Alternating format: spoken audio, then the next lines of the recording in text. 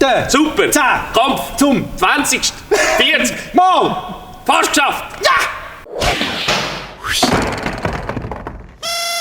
Ja, die Schweizer Sporthilfe führt zum 40. Mal den Super 10-Kampf durch. Und wir sind nach 11 Jahren wieder mal dabei. Julian, ich rauche. Hey, Schigolo, weißt du was? Ich sag dir genau 3 Worte. Okay, ja.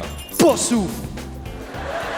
Genau, wir sind wirklich als No-Names 2007 dabei gewesen und wir haben es nicht so richtig gekannt. Doch, ein bisschen schon, aber nicht so wahnsinnig. Und jetzt haben wir wieder dürfen und die Schweizer Fernsehen hat gefragt, ob wir könnten mit einem Sportler zusammen die Werbung machen und den Trailer.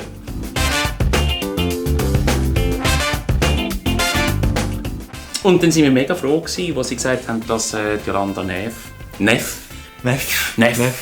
Das nervt. Ja, das nervt. Das nervt mich. Sonja, das nervt. Jolanda, das nervt. Sie mit uns zusammen eigentlich Ja, das das Shooting bestritten. Sonnenschein gewesen, wirklich mega. Super Zehnkampf im Hallenstadion mit ganz vielen super Schweizer Sportlern und diesen 2 Pfeifen.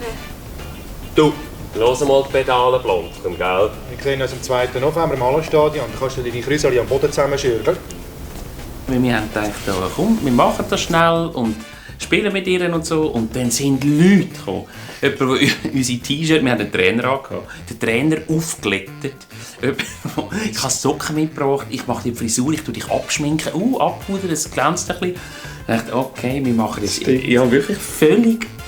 Ja gut, aber es ist gut rausgekommen. Und wir sind hin und her gesäckelt zwischen 2 Spots. Und zwar einerseits haben sie eine Videofilmecke eingerichtet, wo wir alle filmische Sachen gemacht haben. Kaum sind wir dort fertig gewesen, hat einer von uns 2 ist auch bleiben beim Film.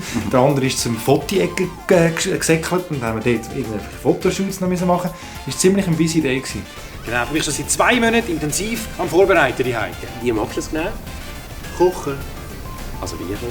Es ist Super 10-Kampf. Was?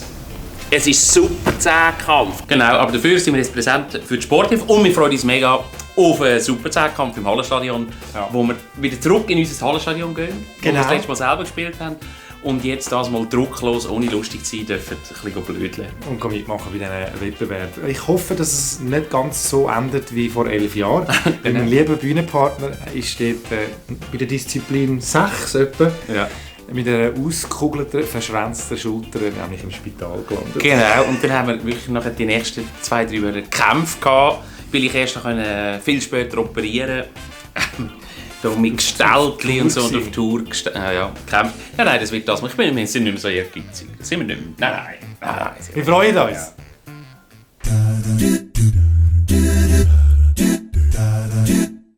Ja.